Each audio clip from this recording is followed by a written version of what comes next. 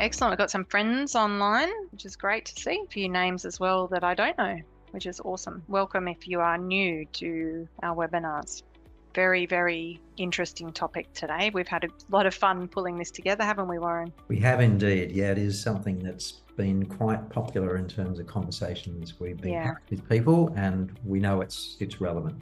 Well, we're right on midday, Lauren, so shall we get underway? Yeah, let's kick off. Absolutely. Terrific. Well, welcome everyone to our webinar today. I am Warren Howard and I'm joined by Lauren Ayres. We'll be your co-facilitators for today's webinar, and the topic is From Underperforming to Outstanding, How to Manage Underperformance Effectively. And as Lauren just said, this is a topic that we think is very, very pertinent to the times now. It's certainly reflective of conversations that we've been having with perhaps people even on this call here. And why is that? Well, I think one of the reasons would be definitely in terms of just the tight economy that we're experiencing at the moment, pressure on the bottom line, which therefore reflects back on just how well is the organization and the people responding given the changing demands. And it just means that really, we probably in a situation now where we become more aware of underperformance, and it's time to do something about it. And what we're here today to say that there's a lot of constructive things that you can do to be able to turn that situation around and even turn those underperforming employees into high performers as well. So we're very much about getting people back on track,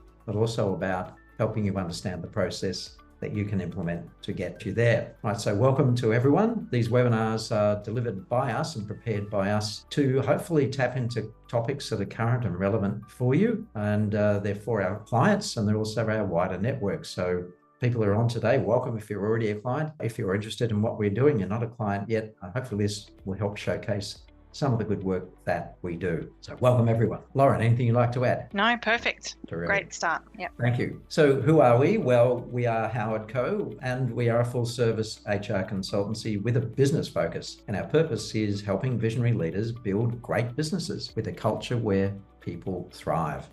Our mission is releasing human potential at every stage of the growth cycle. And we do that through what we call our 3 keystone services of recruitment and onboarding, people management and culture, and leadership and team development.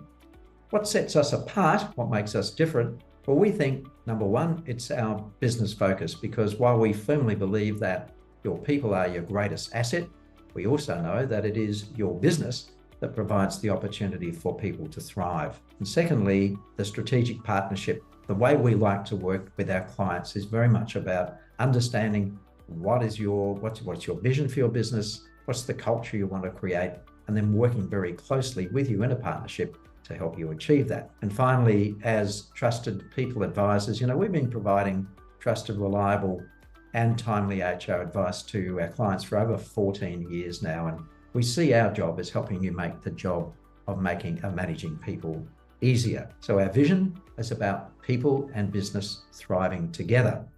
Let's have a look at our agenda for today, what we're going to cover. Well, first of all, we just actually get some definitions here so that we're clear about what we're talking about and what does underperformance really mean. Secondly, what's the business impact? And as I said earlier, we are a business-focused HR consultancy. So we need to understand how underperformance does impact your business and the other factors that are influenced by your business internally and externally. It's important to understand your fair work obligations here and what are the processes that you need to undertake to ensure that you are complying with those obligations. And then, of course, we'll focus on the action strategies. How can actually make the most of these situations, not shy away from them, but tackle them confidently and go through the steps that you need to manage well issues of underperformance in your business. Now, as an extra feature today, we've also got a guest who I pre-recorded our interview, and that's a specialist HR lawyer, an advisor who we've worked closely with in the past, and he's going to be sharing his insights, tips and traps insofar as how to manage underperformance in your business. And we'll also make some time for Q&A towards the end of today's session. And if you do have a question, please pop it into the Q&A box on your screen, and we'll make sure that we address those once we conclude the formal part of today's presentation. So there's our agenda. That's what we'll be going through. Again, Lauren, anything to add? No, perfect. Look forward to getting stuck in. Great, thank you. Let's do so. Well, as you are listening into this webinar today, here's 4 questions I'd like you to consider. Number 1, am I able to recognize the early warning signs of underperformance? Do I feel confident in raising underperformance issues with my people? What is the correct process for managing an underperforming employee? And is there someone on my team I need to have a performance conversation with? So I've put those questions up for you so that you can be looking at and listening to today's webinar through the lens of your own situation.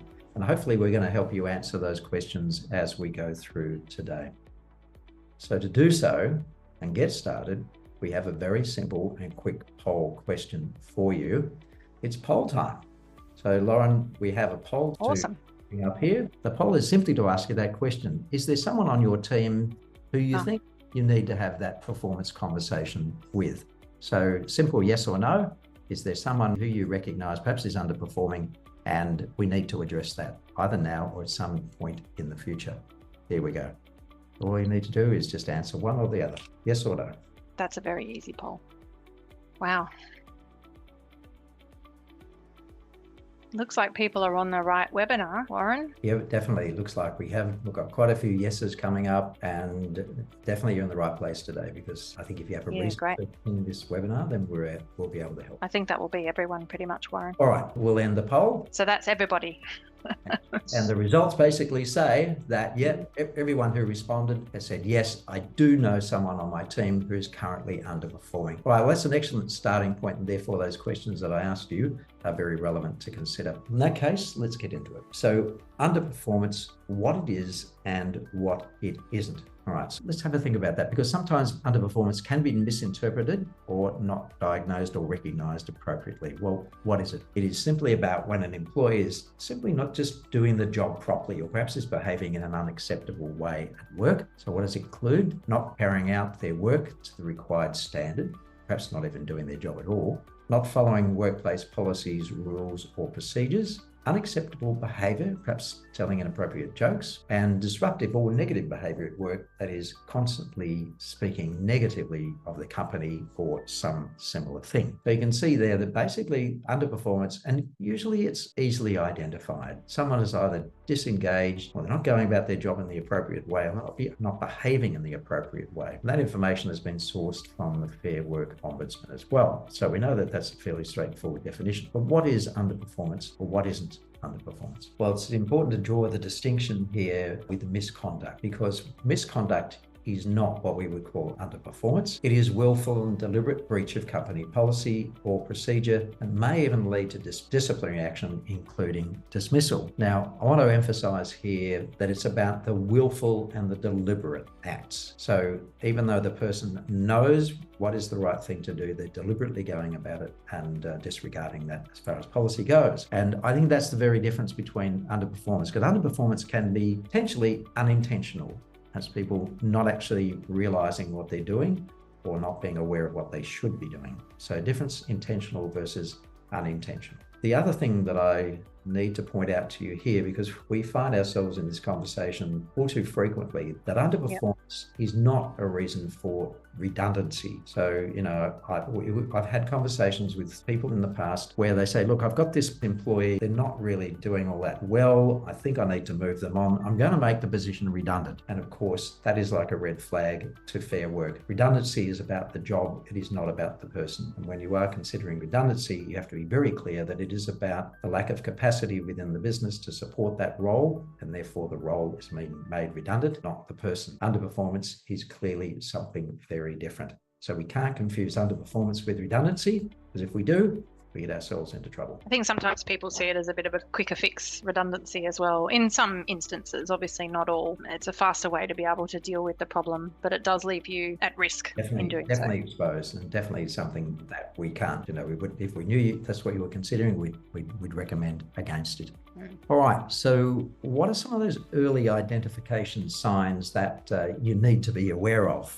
And I'll hand over to Lauren. Yeah, thanks. If you can advance, we've got 3 areas here. Some of them them got pretty well sort of touched on in that, I guess, brief description that we talked about with regards to what is underperformance. Firstly, if we look at what the work output is, we've got three things on the screen here. So first is like poor quality of work. What we'd be noticing there is that the standard of work of someone has been producing has declined. They're producing, poorer quality. The part with all of these things, I suppose, that I would add, Warren, is that it's really important to sort of understand that this is happening more consistently over a period of time, and not just something that's a one-off, that they've produced a project and that's maybe not up to standard. There's less quality of work in that as a one-off. We're really looking for something that's consistently we're seeing a decrease of. Second piece here would be around the decreased quantity of work, and the decreased quantity of work there is, again, how much of the output of what they've been doing is now getting less. It generally speaks for itself. And the last one is a lack of attention to detail. And we've had this in a number of examples. It's a really critical role. I've dealt with 2 finance roles that have recently gone through underperformance in the last year. And I think there's some mistakes that are manageable and that you can deal with. And then there's a sort of like a repetitive, making of mistakes and just really not focusing on the detail as well. So that's another really critical thing there to be very aware of. And again, what we're talking about is early signs. So once you start seeing this, you want to make sure that you're close enough to the employee that you're monitoring it to see whether it's something that is going to continue or whether it's something that a quick conversation can course correct. The second one is about behavioral signs. Again, these are relatively easy to notice, but do require you to have a degree of proximity to your team and to the people on the team. So if you take this first one here, increased negativity or complaints about work,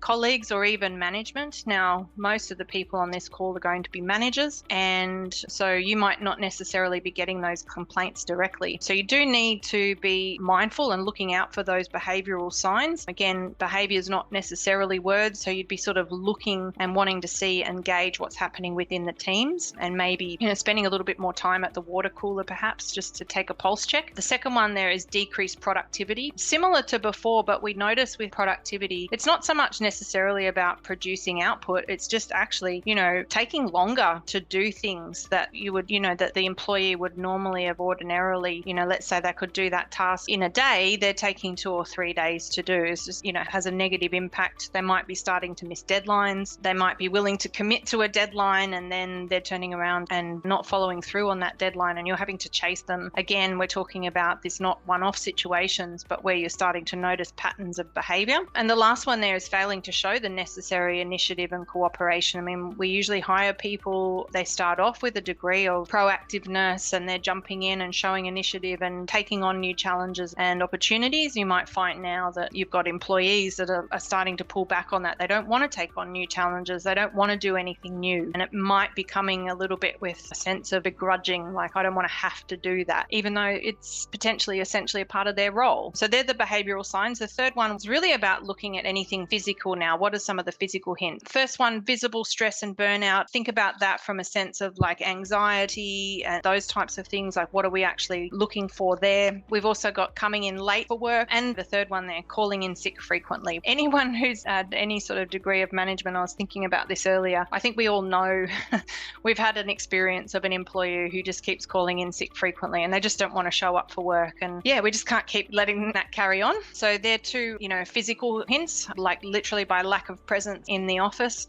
And finally, a lacking energy and enthusiasm, really just coming to work, maybe like extra tired, sort of not really giving due consideration for the work that they've got to do and just sort of going through the motions. And hopefully we don't allow too much of that behavior to go on, but it does creep in. And I think that's the thing that we need to be really mindful of. Next slide, if we can. Oh, sorry. Yeah, yep. Thanks, Lauren. No, I was just going to say the point you made, really important, that we're not just talking here about one-off events, because everyone will have a sick day, everyone will not feeling at their best or on top of things on any one particular day, but we're looking for trends here over a period of time, which are suggesting that there's something else going on that is having more of a medium to long-term impact on the employee's performance. So, if it's a one-off, obviously be aware of it, but what we're really looking for here is trends that are sustaining. And I think too, thanks Warren for pointing that out, because I think the other thing to be mindful of is, depending on the company, is the degree of how long you can allow for that trend to go on, or even potentially the role. As I mentioned, sometimes I had a client who had a payroll bookkeeper person who had made a number of mistakes mistakes in terms of overpaying employees. And unfortunately, there was challenges with, staying on top of that for them. But I think, that there's got to be a degree of recognizing when do you sort of make sure that you're intervening properly to make sure that you're not giving yourself 6 months to see how bad those trends are going to get. And I know that's not what you're saying, but I think that just certain times you've got that flexibility and other times you really do need to jump in. And we'll talk about that as we go through anyway, this webinar, because we're not talking about just allowing this, like seeing this behavior and just watching it happen. It's certainly about communication here as well. Before I hand back to Warren, I just wanted to also to share this piece about what's the impact of underperformance on business outcomes. As Warren mentioned, talking about Howardco, we're very passionate about business as well as people, and it's the two things that we love most and how they kind of come together. And so we've got to have a look at what the real cost of these issues are and what happens in a business with managing underperformance. I'll get you to just show all of the bullet points here, Warren, if you can. So we've got the first one there is loss of productivity. I want to come back to that really briefly just before I move on. That sort of speaks volumes in the sense of when somebody's not working, and I think we understand that there's a loss of productivity. There has a flow-on effect of that with a decline in team morale. You would know it even probably from your own personal experience throughout your career, but certainly what you might see in your teams. If you know that someone's underperforming and other people are also aware of that person underperforming and they don't feel like anything's being addressed, they may very well feel like, well, why should I put in 100% effort if, such and such doesn't have to? Or they might shoulder a lot of the extra responsibility, and then that could come around with a bit of a grudge or just, being begrudged that they, having to pick up the slack from other people on the team. So it can have a really detrimental effect to team morale. Obviously, there's increased management time and cost in just dealing with issues. And, it's a little bit like if you've got a wound that you don't treat properly, it could end up getting a lot worse and you end up having more to deal with than, perhaps if you just needed to wipe a bit of antiseptic and a Band-Aid in the beginning, you end up having to deal with something at a deeper root cause. So that just costs time and money for businesses. And obviously, there is this risk that you could lose customers as a result of this, depending on the nature of the role of the person that's underperforming. But let me just come back to that loss of productivity. It's a really important one. I've been working almost 10 years. I've been coaching in business and HR and organizational development space. One of the questions I often ask business owners is like, if you had a rough number of how much lack of product, like a percentage of the lack of productivity in your business at the moment, you get varying numbers, but the average is about 30%. Now, if you take that as a bit of a case study to say, well, I've got, my team is optimal 70% of the time, and then 30% of the time, I'm not quite sure what's going on. If you've got $10,000 profit that you might make a month, that's $3,000 that's being essentially lost due to loss of productivity. So do the maths on your own numbers for your own turnover and have a bit of an understanding of what that loss of productivity really means. And that's not to scare you, but it's just to, be realistic about how we're dealing with this. Lastly, this is the stats. I think this was Harvard Business Review, Warren, 15.5 million per year. Just essentially kind of what I was saying, what's that cost, to the business, that's what they're losing each year due to poor team performance. I'd hazard a guess it feels like that number might be larger based on the stats that I just was talking about. And that's just on my own experience of talking to business owners and getting an average over the last 10 years. And if obviously, if you flip that around, what's the untapped income opportunities for you? Why do we want you to help you address these underperformance issues?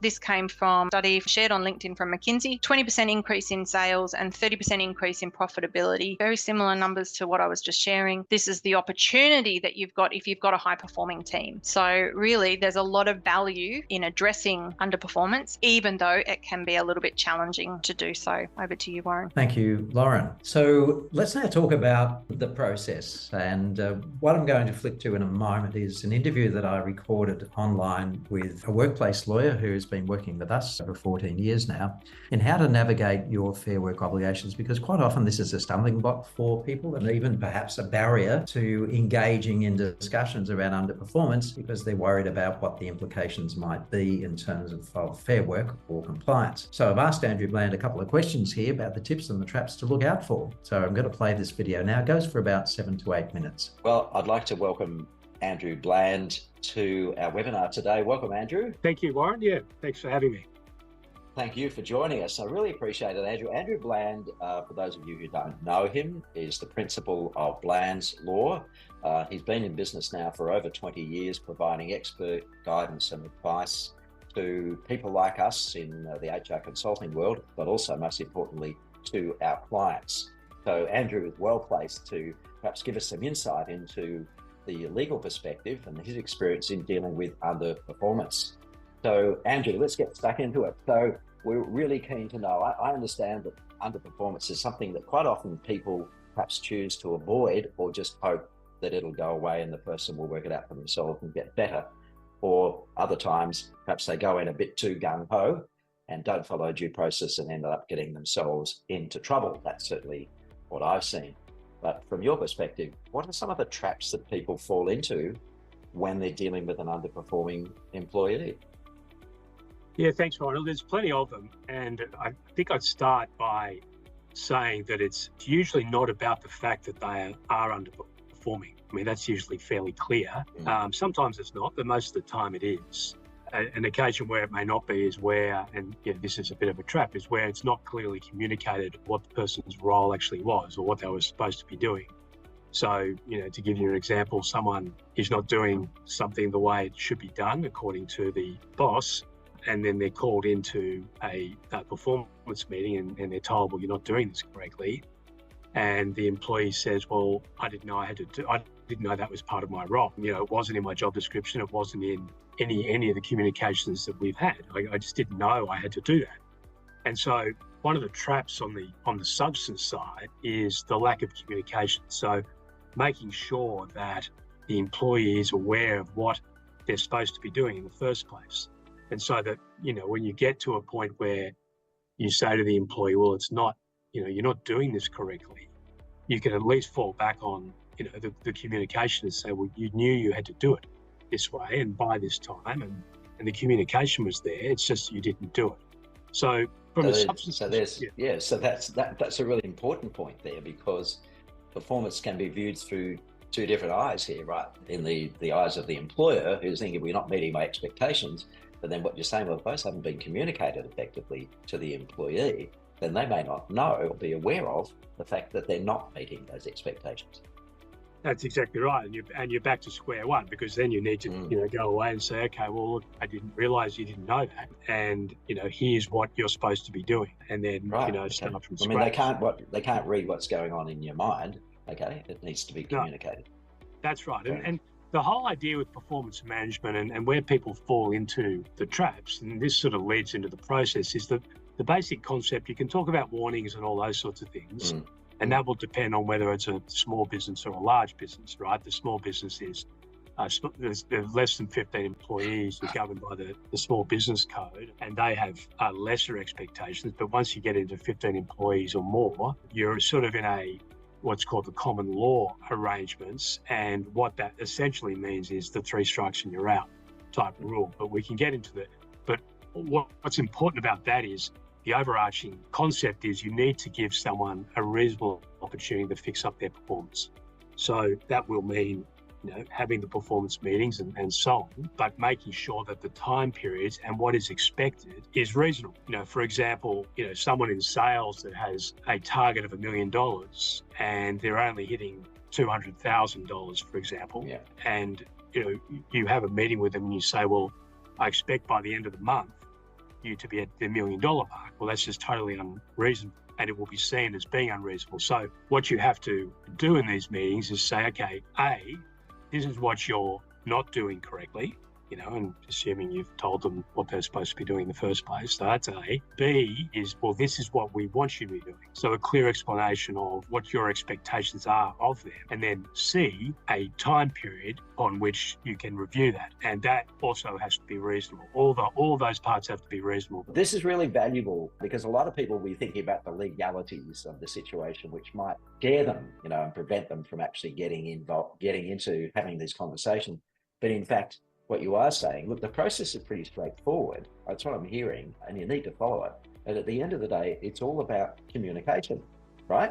It's about mutual understandings, being clear on expectations, and those expectations, again, being realistic. Like if someone were to judge, well, is that really realistic in your case there to set that sales target to that salesperson where those targets have never ever been achieved before? Are we being real here? But it gets down to communication. So what are your tips, Andrew? Like you've seen things go wrong, what would you advise people? would do if they're facing an underperforming situation? Well, so there'll be the substance, which is, similar to what I've been talking about, which, make sure whatever it is and have a think about it's reasonable. If it's simply missing a report, that could be judged in a week. Most likely, though, your performance is going to be judged over at least a month. So just make sure that you're being reasonable about it. But then the other part, the process, right? So you've got what you need to do and being reasonable, but there's also a process involved, making sure people aren't being taken by surprise in relation to the meeting. So making sure that you send an email giving someone 24 hours notice of the meeting, making sure that they're allowed to bring a support person, making sure that during the conduct of the meeting, it's set out very clearly what the expectations are, and also that there's no raised voices, there's no shouting, there's no sort of out of control language or emotion, and just ensuring that, the goal is to get through the meeting and communicate those A, Bs and Cs that I talked about. And so making sure again that you don't lose control of the meeting, even though, some meetings tend to go off the rails because there's pushback and there's arguments and so on, and just ensuring that you complete the meeting and get over everything that you need to have done in a composed and measured way. Again, really good point, Andrew. So there's the process on the one hand, but there's also the pressure of the situation, isn't there? And the onus obviously is on all parties to be civil and be present and be aware of the other person. So all of those things make sense to us right now, but sometimes when people are in the heat of the moment, things don't necessarily go to plan. So I wanted to ask you, I'm sure people are curious, can you think of an example where things have actually, the wheels have fallen off, things actually haven't gone to plan? Where has it all ended up? How did it evolve and why? What happened? Yeah, look, there's a lot to performance management, but one thing we sort of haven't touched on, but the other thing is that if they don't turn up to the meeting, you can't proceed with them, you need to reschedule. And there's a lot to that, but that's the general concept. And so an example of where things went off the rails was, there was a final meeting, there'd been all the performance management, and then there was a show cause letter that was part of the process. And that was a show cause as to why the employment shouldn't be terminated. And the employee was given the 24 hours notice and all that sort of stuff, but the employee didn't turn up to the meeting, and the employer decided to terminate anyway rather than reschedule the meeting. And they were almost at the finishing line and they fell over, as it were, at the final hurdle. And so again, there's going to be all sorts of things that come up in these performance management meetings, but making sure you stick to the process and you stick to the plan, and don't, in that example, terminate just because they didn't turn up for the meeting because they put in a sick leave certificate, which is a common, occurrence in these types of things. So there's lots of sort of intangibles that come into it, and no process is straightforward, but just making sure that you follow and don't let it sort of get off the rails. That was an example where it did, just through frustration.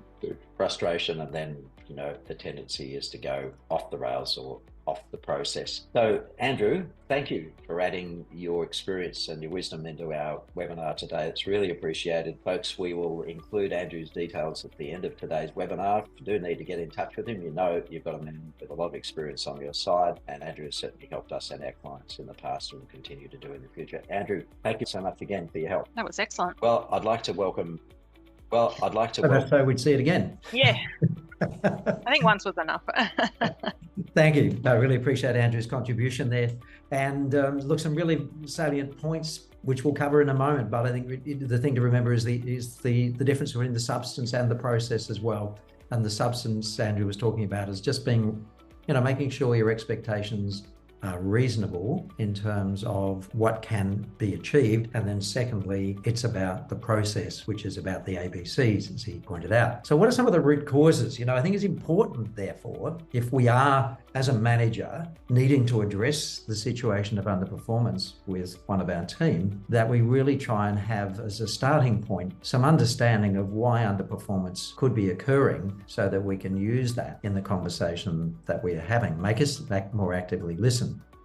So what are some of those triggers? Well, number one, believe it or not, and you would, is poor communication. And look, this ties in so well, doesn't it, Lauren, with the work that we've been doing with people who've attended our earlier webinars. We're all about communication. In particular, we've been talking about how you can better use DISC, which is a behavioral profiling methodology, to improve your communication style. But at the root of many misunderstandings and therefore underperformance is just poor communication. And that could stem from not being clear about what your expectations are, through to not seeking feedback from the other person or them not giving feedback to you about how they're going. So the better the communication, the more likely you are to address problems earlier, but also the more likely you are to start building that relationship to be supportive of the person so that you can perhaps deal with some of these issues earlier rather than later. The recruitment gap here, well, here's the thing. Did you actually hire the right person in the first place? Now, we spend a lot of our time helping our clients with recruitment, and a lot of that time is spent in understanding the requirements for a role, the selection criteria, if you like, and then using the interview to actually determine whether that candidate is going to be the right fit for the job. So you need to ask yourself, did I rush that recruitment process? Maybe I didn't investigate deeply enough. And so we often use behavioral tests or even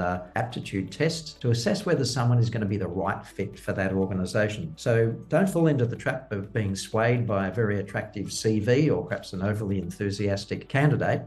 Always make sure that you ask yourself the question, is this person going to succeed in this role? Have they got what it takes to actually cut it in our work environment? So make sure you don't fall into the trap of actually creating a problem for yourself in the first place. Work stress and burnout can be underpinning some of the reasons why someone may be underperforming. And these are things to be aware of. And, even though COVID seems like a long time ago now, there are certainly aftershocks and after effects from the change and the stresses that people experience during that time. So we need to be really, really aware of, is there an impact here that could be related to overwork or stress? Perhaps we've been through a really busy period lately. Maybe this person needs to take some time off, and we need to be considerate of that. Lack of training and resources. Underperformance can be a symptom of perhaps the person does not have the skill or the resources, the equipment, to be able to meet the goals of the job. So we have a responsibility to make sure that the person actually receives appropriate training and resources to do it. And again, it goes back to recruitment. Have we identified that gap early? And therefore, have we set in place some plans and development processes to ensure that that person comes up to speed in the necessary time? Recognition, being appreciated, and feeling motivated about our jobs are really, really important to the way people feel about their work and therefore the way they turn up. And again, if this person that you're talking about has not had that necessary feedback, perhaps never ever received any recognition for what they're doing, then that can be a reason why they might not be performing as well. We all need that positive reinforcement to make sure that we know that we're doing a good job. And then finally, there can be personal issues underpinning this. Now, we get the whole person coming to work, but what we don't know is what's going on at home. There's another important issue that we need to address here, and that is now the responsibility within workplaces for managing psychological safety, otherwise known as psychosocial risks. Now they are now built into policies and legislation for workplace health and safety. And so each one of those items you can see on the list there actually do underpin psychosocial risk in the workplace. So they're not only things to be aware of, but they also areas now that as a manager, you have a responsibility to manage and to ensure that your team and the people in your team are being observed, and if necessary, given appropriate support in any one of those areas under the new psychological safety rules. So not just things to be aware of, but also things to act on. So what are the action strategies for managing underperformance in the workplace? I'm going to hand over to you, Lauren. Yeah, I'll be really brief here just to be conscious of everybody's time. The first part about this is obviously acting early. Some of these things that we've actually already done, we've already actually sort of touched on today, so I won't sort of go into any great detail, but it's just really critical to act early, looking for those early warning signs, the stuff that we talked about before. One of the participants also added that, keeping an eye out for those possible influence of alcohol and drugs and prescribed medication, Warren. So that's something also to your great example there. Communicating early and effectively. One of the things that I was thinking on that previous slide, Warren, that you were talking through is also just how important it is to communicate expectations. If you don't communicate expectations, people don't know what's expected.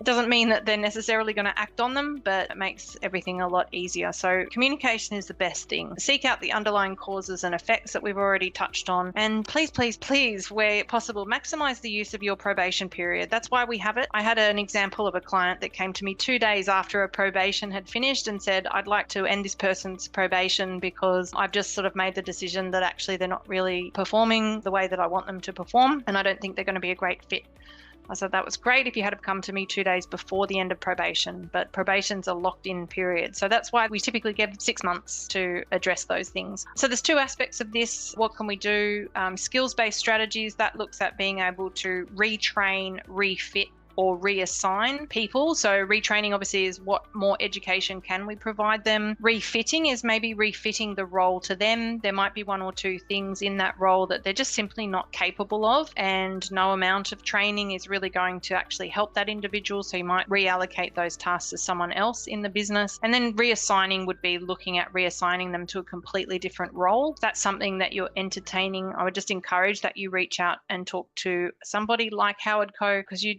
want to be very careful when you're managing a reassignment, especially if it's lesser duties. There could be salary implications involved. You don't want it to be seen as a punishment for underperformance. And then the flip of that is the motivational based strategies. How do we reconnect people with the purpose of their role? Maybe that's something that's been missing. I just actually did that for an entire team of a small organization that I coached, that were all just feeling like they were going through the motions, and it had been like that for about a year. And so we just had a massive reset, reconnect with the vision. Why are we all coming to work? Why do we love what we do? What are we aiming for? And it totally changed the energy in the business. Look at setting goals. Make sure you assess and assist with those goals. Make sure you're staying close, monitoring, supporting, and then sharing feedback, and doing so with the skills that if you go back and have a look at our previous webinar, and giving and receiving feedback, some really, really important tips there. So the reality is, with skills and motivation, is that you need both for performance. And, you can have all the skills in the world, but no motivation doesn't make a great employee, or the motivation in the world with no skills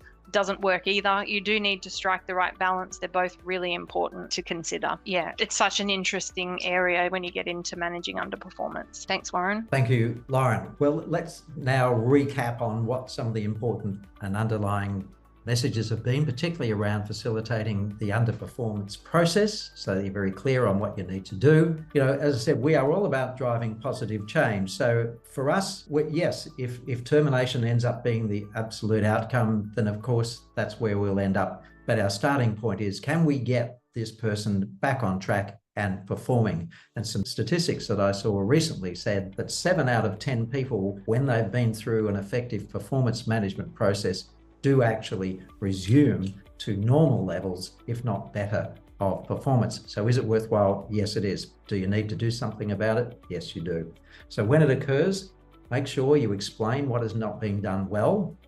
Seek out the underlying causes and possible solutions. Remember that I asked that employee that question, and I learned a lot. Then confirm your expectations and set a reasonable time frame for improvement, as Andrew said. And when you're conducting the meeting, make sure it is not just sprung on them. Give them 24 hours notice. Allow them to invite a support person. That's very important. But also the conduct of the meeting. It's your job to ensure that it's a respectful and professional environment, and also to remind the other person of the same. And then after the meeting, what really matters is what happens next. And that's about providing them with support to meet those expectations, to check in regularly on their progress, and set what are clearly the next steps going to be, and make sure you document all communications. Time and time again, we've found ourselves in situations where we've had to go in and help our clients where, lots of events have occurred, but there's nothing documented. And so basically we're starting from scratch again. And you really want to make sure that you've got some really good evidence there,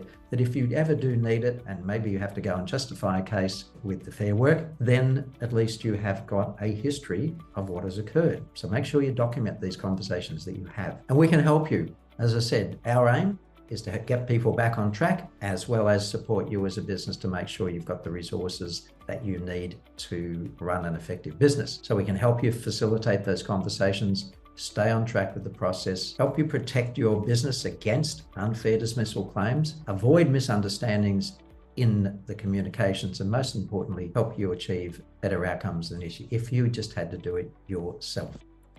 So we'll skip that poll because we've got the answer from before, but we have a few minutes to answer any questions that may have come through on Q&A. Lauren, is there anything that might be...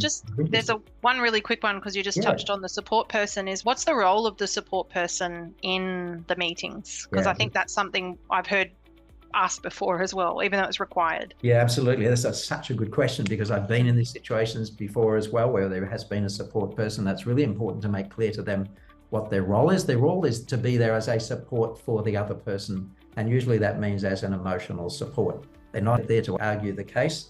They're certainly not there to answer questions. They're simply there as a personal support for the person being interviewed as well. So yeah, it's really important to make that clear at the outset. Yeah, excellent. There's one other question here as well. How can I assess someone objectively when it feels like there's a lot of emotion? Like, I'm assuming they're talking about objectively assessing their performance when there's a lot of emotion involved. And I've seen this a lot, where maybe something's not been addressed and the problems kind of keep mounting, and so the grudge is kind of building a little bit with the person. Trying to be objective. What would you recommend there? Yeah, there's a few answers to that one, Lauren. I think first of all is just to be aware of that, how that might be impacting you and the way you're presenting yourself.